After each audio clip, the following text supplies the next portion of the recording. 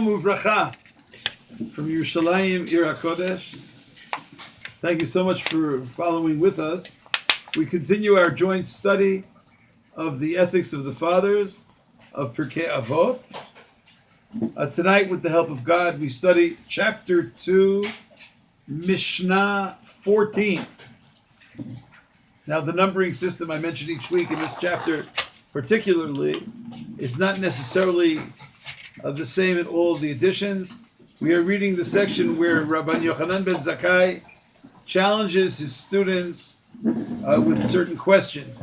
We've been learning over the last several weeks the question that was posed by Rabbi Yochanan ben Zakkai regarding the greatest pathway for each person to pursue or to connect to as the ultimate pathway of life. In Mishnah 14, after concluding and analyzing the responses of the 5 most outstanding students, Rabbi Yochanan ben Zakkai tells them to once again pursue a question, and this time he wants them to say which pathway is the pathway that a person should be most careful to guard himself or herself from coming near. Which pathway is the one that is most dangerous, that is the most negative? Those following, the words are Amar Lahem. Rabban Yochanan ben Zakkai said to his great students, to his 5 most outstanding students, Tze'u U'Re'u. Tze'u U'Re'u is fascinating words. We spoke about it many weeks ago when we were learning about the positive pathway. He doesn't want them to just give an answer immediately off the cuff. He wants them to analyze it. So, go out and study this question. Now, the first time he gave them this assignment, I can understand that they really did su'uru. But the second time that we're learning about tonight, it sounds like many of the responses are so similar, just in a negative way, to the first responses. It's amazing if they really did su'uru, as we'll learn tonight. Su'uru. Maybe the only real way to come to conclusions is to analyze something. So go out and study it. Go out and analyze it. And particularly because we're learning about the proper pathways of life, you can't always answer the questions about the pathways of life just within the confines of the Dalet Amot of the Beit HaMidrash, the 4 cubits of the Torah study hall. Sometimes are not sufficient to be able to analyze which pathway is the pathway the person should stay away from. So his question is, Ezohi derech ra'ah? What exactly is that evil path? Sheyitrahek mimenna ha'adam. Which pathway should a person distance himself or herself from following or from connecting to? After earlier learning the challenge that they gave to his 5 closest disciples to find the proper pathway of life, in our Mishnah, Rabbi Yochanan ben Zakkai challenges them with a new program. Each one of these great rabbis was to recommend the evil path, which should remain as far away from a person as possible. However, this Mishnah is a bit complicated to study, not to translate or not to analyze necessarily. However, since so many of the responses, there are 5 responses, there are 5 great rabbis, and they all recommended their recommendations for the Derech Tovah. Now he's speaking about the Derech Ra'ah. But since 4 of the 5 responses are only the negative statement, the negative side of the positive recommended pathways, why is it at all that the Rabbi Yochanan ben Zakkai poses this question? Rabbi Eliezer, for instance, those people following the text, earlier when he was talking about the Derech Tovah, so Rabbi Eliezer taught that the greatest pathway is an Ayin Tovah, the great eye, the good eye. Okay, in our Mishnah, he just says that the Derech Ra'ah is the opposite of an Ayin Tovah. And he speaks about an Ayin Ra'ah. whatever ayin ra means, but it sounds to be the negative counterpart. And so too with Rabbi Yehoshua. Look at the Mishnah, look at the previous Mishnah, and look at the current Mishnah. Rabbi Yehoshua taught that the best pathway, the most all-encompassing pathway, is a chaver tov, the good friend. And in our Mishnah, he teaches that the opposite, that the derech ra'ah, is a chaver ra. Rabbi Yosef teaches in the earlier Mishnah about a shachein tov being the derech tova, and he teaches about in our Mishnah about a shachein ra. And even Rabbi Elazar, he's the one that Rabbi Yochanan ben Zakkai, both in the previous Mishnah as well as in our Mishnah, Rabbi Yochanan ben Zakkai feels that honorable mention should be made of the position of Rabbi Elazar ben Arach, that he had the most all-encompassing teaching. We studied that together last week. Leiv Tov. And Rabbi Yochanan ben Zakkai said, wow, Rabbi Elazar ben Arach's teaching is the most moving of all. It's the most all-encompassing of all. In our Mishnah, he just says the opposite. He says Leiv Ra. So it's difficult. I'm glossing over the Mishnah, although I believe that in order to do it justice, we would have to study exactly the positions of each of them. And this question is posed by great commentaries, several of the commentaries, amongst them the Ra'av, Obadiah of Bartanura, I think the one who studied more than any other commentary on Mishnah. He says, what's the purpose of this? Why the need to have them carefully explore the question once again? They already came back with their responses. And he says, because it's not necessarily the case that the opposite of the derech tovah is the derech ra'ah. For instance, let's say someone attaches himself or herself to a pathway of chasidut, to a pathway of lifnim mishurat hadin.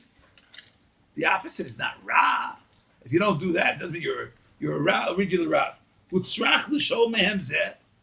The Rav says, Rabbi Yochanan ben Zakkai had to ask them this particular query, had to pose this query. V'lo hevin mitoch divreihem harishonim. And he didn't surmise from the early words, Sha'derech hara'ah, hi hefech haderech hatovah. He didn't automatically assume that whatever the derech hatovah is, the opposite is the derech hara'ah. Lefi shelo kol mashahu tov, hi hefech shelo ra. It's not necessarily the case that if you're following a good pathway, that the opposite is a bad pathway. Ki midot hachasidut. Because if you're following extraordinary levels of piety, and you're going beyond the level of requirement, well, the opposite is not ra. It's just not chasidut. It's not ra.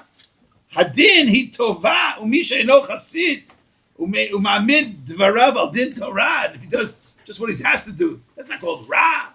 But he's not a chasid.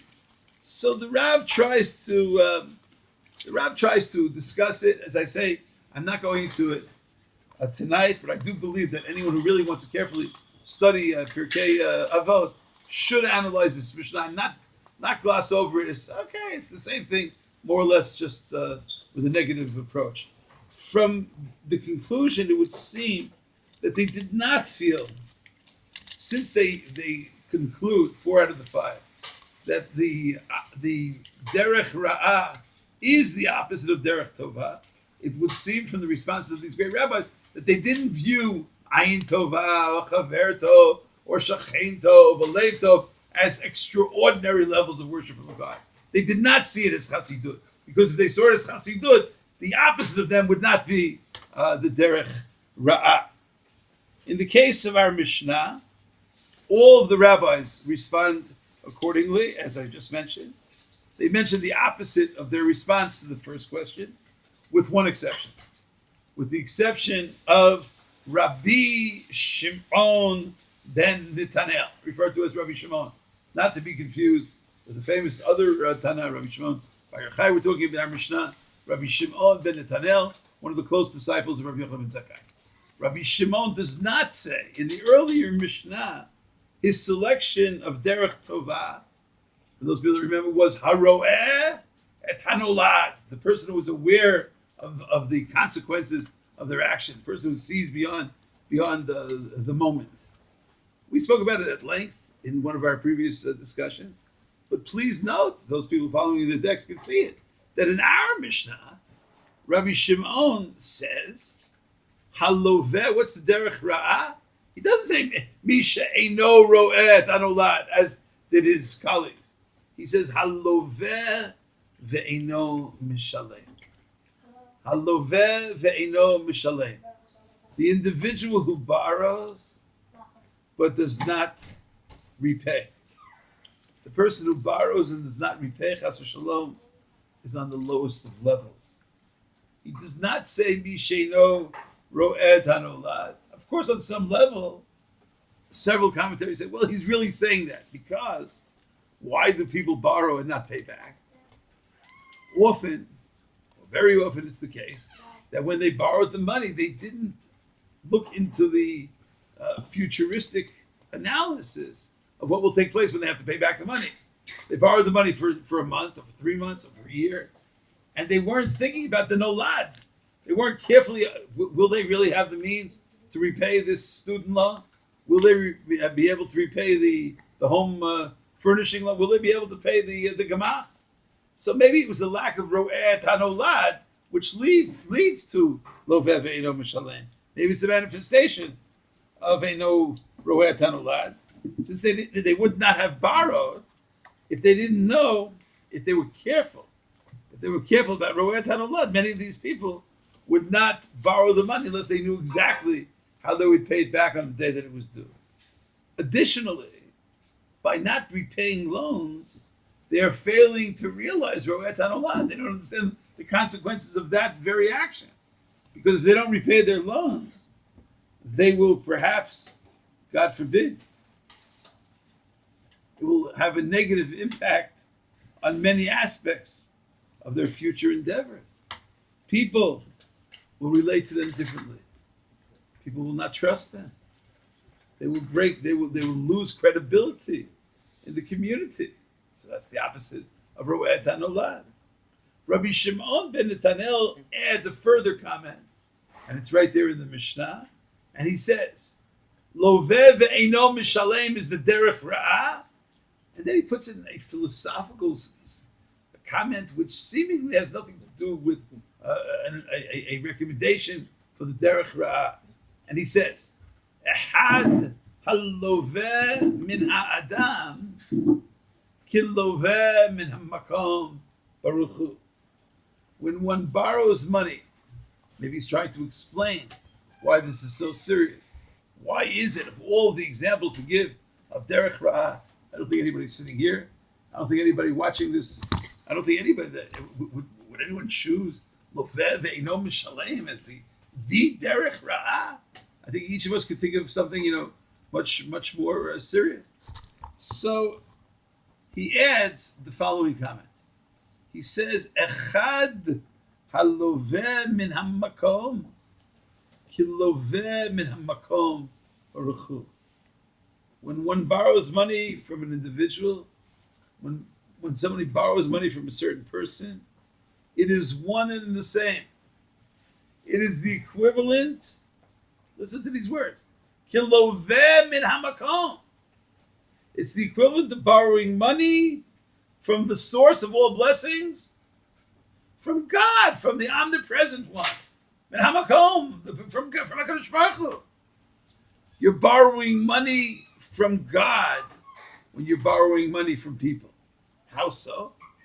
These are very striking and perhaps even perplexing words.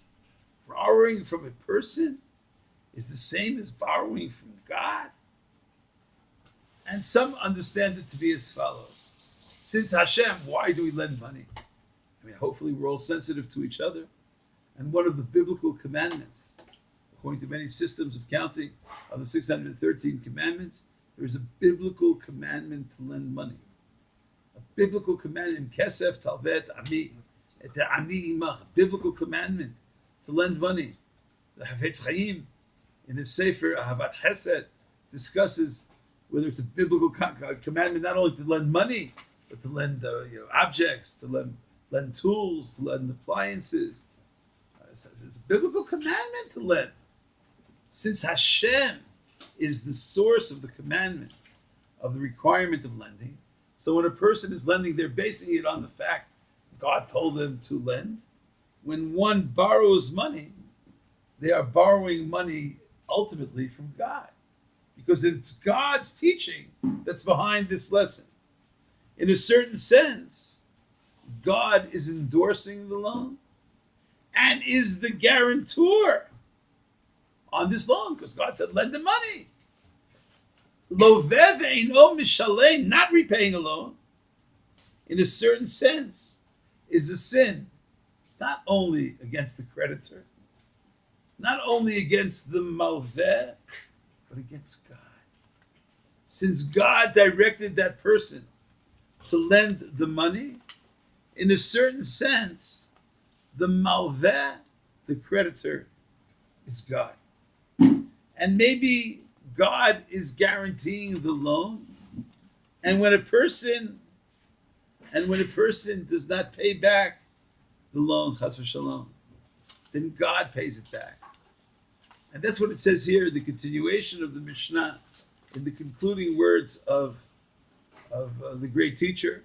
He says, Rabbi Shimon says, Shene'emar, and he quotes a pasuk from the book of Tehillim.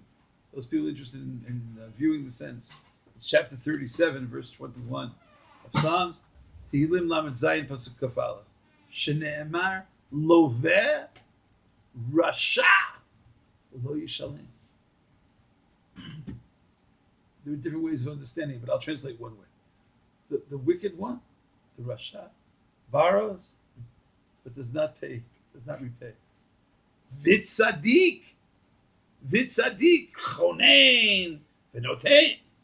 While the tzaddik, the ultimate righteous one, is generous and is constantly giving. Vitzadik, chonein v'notein. There are different ways of translating and understanding this pasuk. I'm going to learn it according to the pathway of certain of the commentaries on Pirkei Avot. Who is the tzaddik? Who is the tzaddik? Rambam, Maimonides in his commentary on the Mishnah, as well as many other commentaries, say the tzaddik in this pasuk is God. God is the tzaddik. Loveh rasha ve'eino mishalem. When the rasha, the person borrowing the money, does not repay it, so the tzaddik comes in instead of the rasha and repays the loan.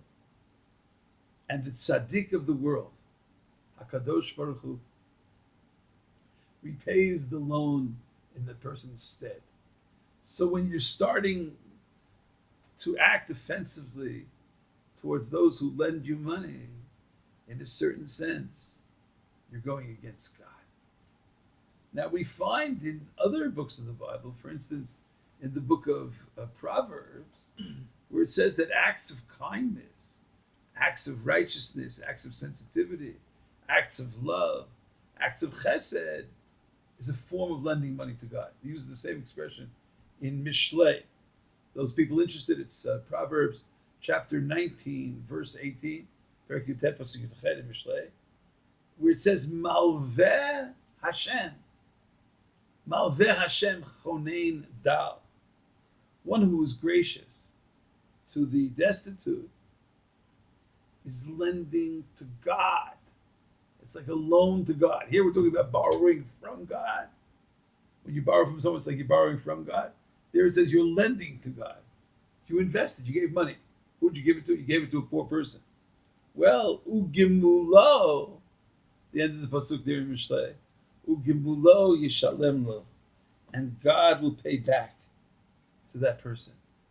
God will compensate that individual since he lent money to God, since he gave money to the poor, since he gave some money, funds, and sustenance. He gave new directives, new assistance to the people who were struggling. God will repay it.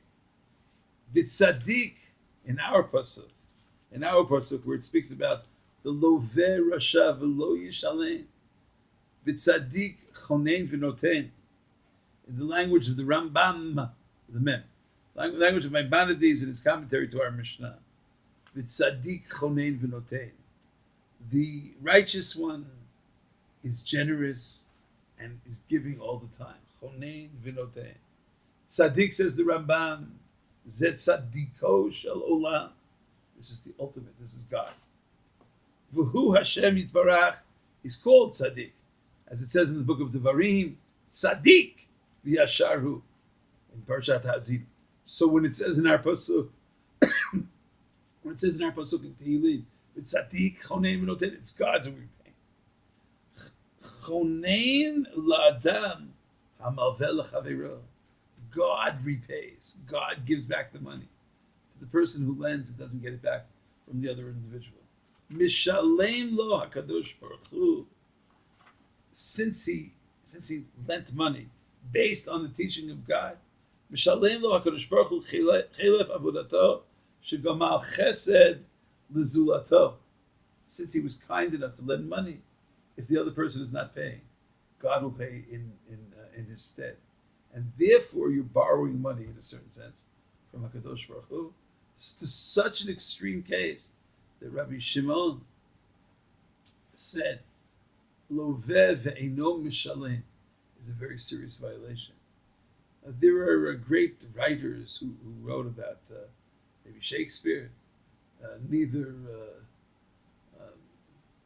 borrower nor lender be, right? Not to borrow, not to lend, depending on how you understand certain concepts. In Judaism, I don't think there's anything wrong with borrowing. I think that a person who needs to borrow, in fact, in certain cases, it's considered a higher level of charity to lend someone money rather than to give them the money because they still have that dignity that they're going to repay it. There's surely a positive commandment of lending money.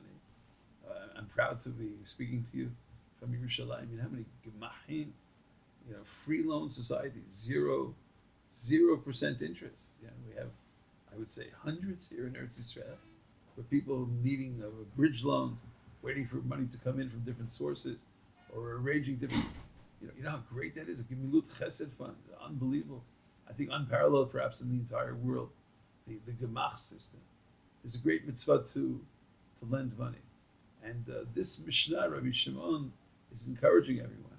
Stay away from the derech ra'ah. Ones rachamana patre. If God forbid something happened to the person in an unexpected way, it's one thing. Rabbi Shimon is the one who says ro'eh et hanolad. If you're taking out a loan, think ahead and think about different ways of repaying it, because that's the derech tovah. And those who cannot repay because they didn't take that into consideration are violating the ro'eh et hanolad. Rasha lover rasha beino mishalem. May we all be able to properly repay all of our debts and properly be sensitive to all of those who lent us. And may we reach the level in this world. There are different portrayals in the book of Devarim, but there is a possibility, Bezrat Hashem, I hope beginning tonight. Efes ki lo yeh b'cha evyon. The world will have a world where there will be no need for lending, there will be no poverty. Bezrat Hashem with Mashiach tonight. Thank you so much for listening. Shalom.